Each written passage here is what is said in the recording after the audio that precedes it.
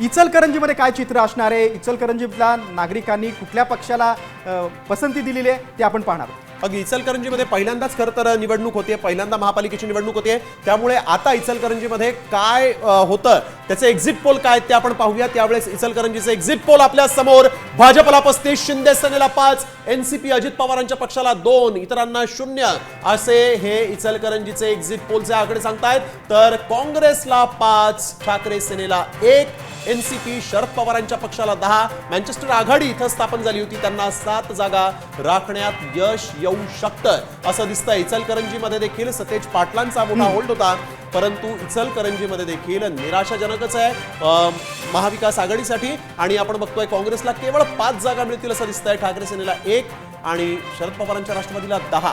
तर भाजपच्या साठी हे आकडे महत्वाचे आहेत, कारण 35 जागा राखण्यात भाजपला यश येऊ शकतं. शिंदे सेनेला 5 जागा इचलकरंजीमध्ये मिळतील, त्यामुळे शिंदे सेनेची कामगिरी ठाकरे सेनेच्या कामगिरीपेक्षा इचलकरंजीमध्ये महत्वाची आहे असं म्हटलं तर चुकीचं ठरणार नाही, कारण 5 जागा मिळतात. इचलकरंजीमध्ये काही स्थानिक प्रश्न होते, भाजपच्या यांनी ते प्रश्न उचलून धरले होते. भाजपला 35, शिंदे सेनेला 5, अजित पवारांच्या राष्ट्रवादीला 2, इतर 0, काँग्रेसला 5, ठाकरे सेनेला 1, शरद पवारांच्या राष्ट्रवादीला मात्र 10 नगरसेवक त्यांचे निवडून येतील असा अंदाज आहे. तर मँचेस्टर एक आघाडी होती, त्यांच्या वाट्याला 7 जागा येतील असा अंदाज आहे. सूतगिरण्यांचा प्रश्न देखील इचलकरंजीमध्ये होता आणि आपण बघतोय भाजप इथे मुसंडी मारेल, त्यांची सत्ता येईल असा अंदाज आहे. अगदी इचलकरंजी कोल्हापूर जिल्ह्यातलं सत्तेचं ना खरं तर गिरीश प्रमुख केंद्र राहिलेलं आहे. स्थानिक नेत्यांची इचलकरंजीमध्ये प्रतिष्ठा पणाला लागली होती. आपण बघतोय मुख्यमंत्र्यांनी इथं एक विजय संकल्प रॅली काढली होती आणि त्यामुळे सगळं वातावरण बदललं असं बोललं जात होतं. तसंच मुख्यमंत्र्यांचं विशेष लक्ष होतं, कारण मुख्यमंत्र्यांचे शिलेदार जे आहेत राहुल आवाडे, प्रकाश आवाडे तसंच सुरेश हाळवणकर यांची प्रतिष्ठा इथं पणाला होती आणि त्यामुळे इचलकरंजीमध्ये हा मोठा विजय भाजपच्यासाठी आहे असं म्हणावं लागेल, किंवा उद्या मिळू शकतो असं म्हणावं लागेल, कारण आकडे जे आहेत ते भाजपला आपण बघतोय सत्तेत मिळणारे दिसतात. नक्कीच स्नेल, इथं शरद पवारांच्या राष्ट्रवादीने देखील जोर मारला होता. 10 जागांसह हा पक्ष दुसऱ्या क्रमांकावर राहील असा अंदाज आहे. तर मँचेस्टर आघाडी देखील त्याचे 7 नगरसेवक निवडून येतील असा अंदाज व्यक्त होतोय. आणि महत्वाचं म्हणजे इचलकरंजीमध्ये 65 नगरसेवक होते आणि या 65 नगरसेवकांपैकी चर्चेत जे होते ते 21 कोट्याधीश नगरसेवक, म्हणजे इचलकरंजी महापालिकेमधले जे उमेदवार होते त्यापैकी 21 हे कोट्याधीश होते. त्यामुळे त्यांच्यावर देखील विशेष अशी चर्चा झाली होती आणि आता इचलकरंजीच्या महापालिकेमध्ये भाजप सरशी करू शकतं, सत्तेत जाऊ शकतं असं दिसतं. अगदी बरोबर. इचलकरंजीमध्ये श्रीमंत उमेदवार होते, त्यांची संपत्ती समोर आली होती. इचलकरंजी महापालिकेत कुणाची सत्ता येणार, त्याला काय कारणं आहेत जाणून घेऊयात आमचे प्रतिनिधी रणजित माजगावकर यांच्याकडून.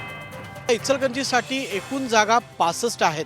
या 65 मध्ये जो फॉर्म्युला महायुतीचा होता, यामध्ये साधारण भाजपने 56 जागा लढवल्या होत्या. या 56 पैकी भाजपच्या 35 जागा निवडून येण्याची शक्यता इचलकरंजीमध्ये निर्माण झालेली आहे.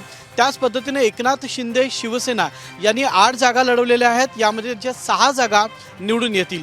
तसंच राष्ट्रवादी अजित पवार पक्ष जो आहे यांनी 2 जागा लढवल्या आणि या दोन्ही जागांवर इथं विजय होण्याची शक्यता या ठिकाणी आपल्याला प्राथमिक स्वरूपात दिसून येते. याचबरोबर महायुतीला टक्कर देण्यासाठी महाविकास आघाडीने स्थानिक शिवशाहू आघाडीची स्थापना केली होती आणि त्यांचे उमेदवार 65 उमेदवार या निवडणुकीच्या रिंगणात होते. यामध्ये साधारण शरद पवार राष्ट्रवादी पक्ष जो आहे यांनी 27 जागेवर निवडणूक लढवली होती. या 27 पैकी 10 जागांवर यश येताना त्यांना साधारण दिसते किंवा तशी शक्यता निर्माण झालेली आहे. त्याचबरोबर काँग्रेसनं अत्यंत कमी जागा या ठिकाणी लढवलेल्या आहेत. त्यामध्ये 7 जागांवर काँग्रेसचे अधिकृत उमेदवार असल्याचं आपल्याला पाहायला मिळतं. मात्र यामध्ये सुद्धा 5 जागांवर काँग्रेस विजयी होण्याची शक्यता वर्तवण्यात येत आहे. विजयाचा आकडा असेल हा महायुतीच्या वतीनं पारड्यातच झुकल्याचं आपल्याला पाहायला मिळतं.